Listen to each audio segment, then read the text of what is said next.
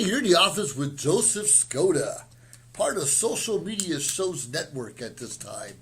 I want to talk to you a little bit about a movie I saw last night. It's called The Escape Room. I'm not here to tell you watch this movie or watch that movie. I'm not here to say those things, but it was enlightening. It's kind of challenging. And what they did, I'm not going to tell you about the whole movie, but they brought people from all walks of life. You have your successful businessman. You have the guy who can barely stock shelves in the store. You've got the loners that nobody wants to socialize with. You have all these people from different walks of life that were kind of forced to come together.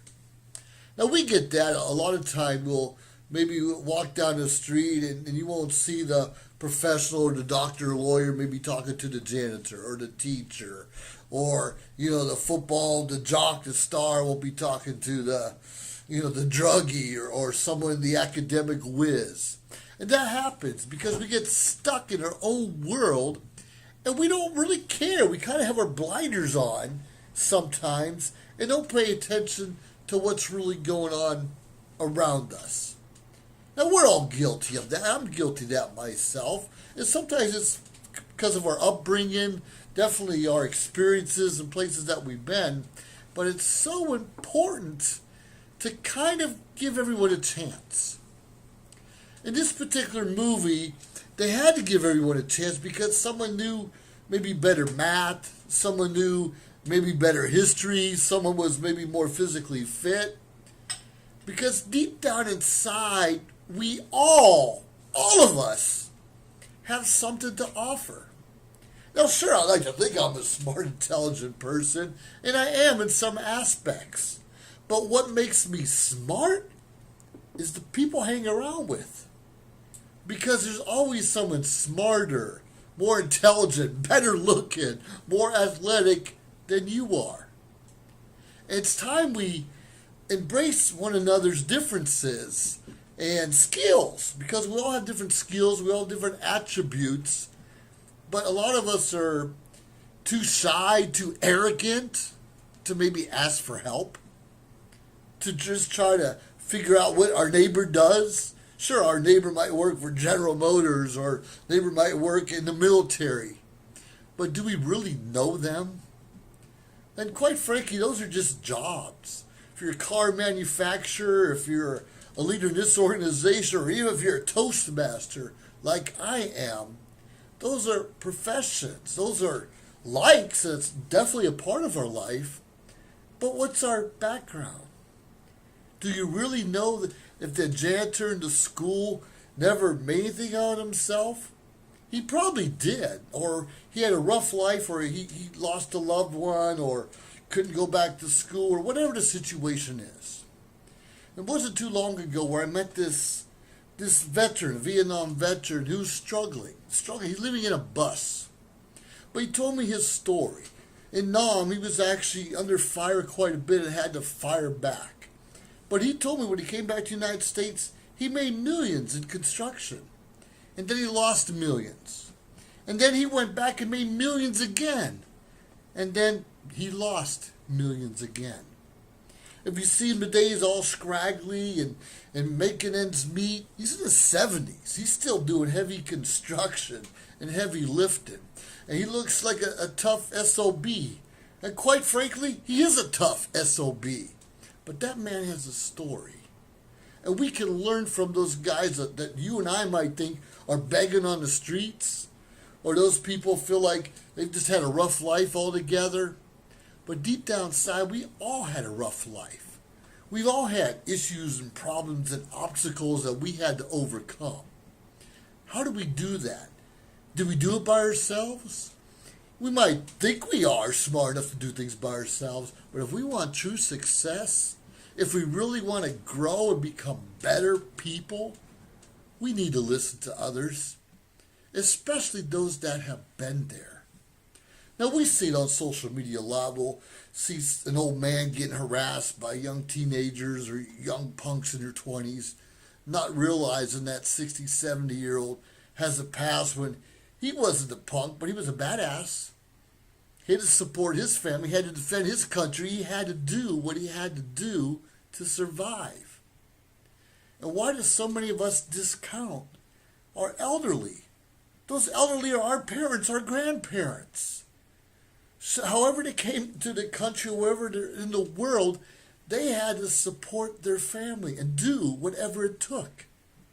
Now, back at the turn of the century, well, not the 21st century, but the 20th century, most Americans, and probably most people around the world, had an entrepreneur spirit.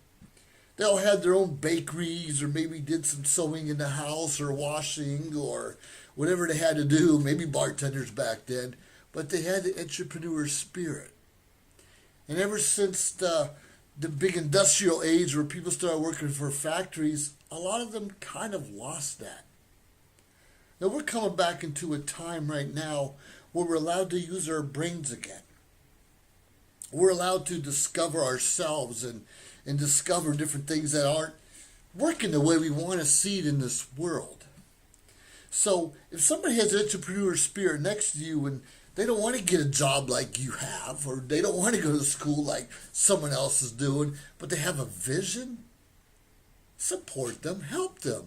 And if you have knowledge to help them along their journey and succeed, by all means give it. Because what goes around comes around.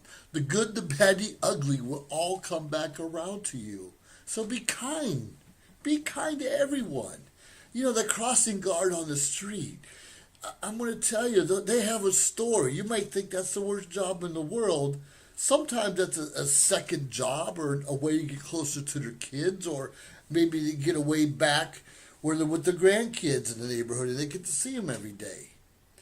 Everyone has a story, and don't discount them. Because we all grew up, most of us had loving parents who cared and did the best they could to provide for us. Now, sure, none of our parents were perfect. They were trying to learn themselves. And if you're the first child, well, quite frankly, we was on-the-job training with their parents. I was the first child. They did the best they could, and of course, my brothers will think that I had it made all the time, and I think just the opposite. Regardless, we're always going to have our sibling rivalry and rivalry with our cousins or even aunts and uncles and neighbors.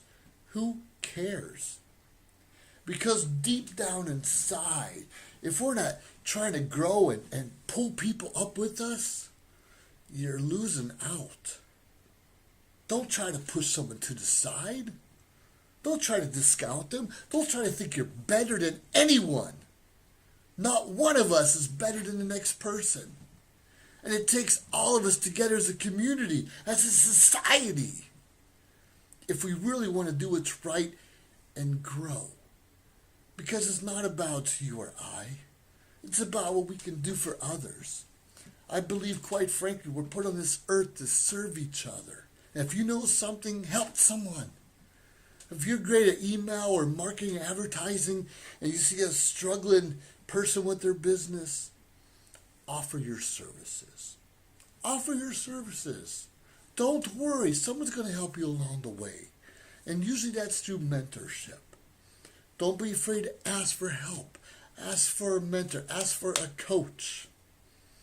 And when you get all you need and you start learning, offer to be a mentor, a coach for someone else. Because quite frankly, that is a reward in itself when you're helping someone else to their own visions of success. Entrepreneurship, a great job, a teacher, a lawyer, even a crossing guard. There's a reason we're all doing what we have to do. Respect, learn, and grow. And by all means, be something to someone so you and I can make a real difference in this world. Once again, this is In the Office with Joseph Skoda. And I encourage you to go outside of your comfort zone and meet someone who might not be like you. Might not go to the same kind of schools, might not be in the same circles you're in. You may just walk past them on the street, whatever the reason is. Go out of your comfort zone. Befriend them. You just might learn something. You have yourself a great day and a great life. I look forward to chatting to you soon. Have yourself an awesome day.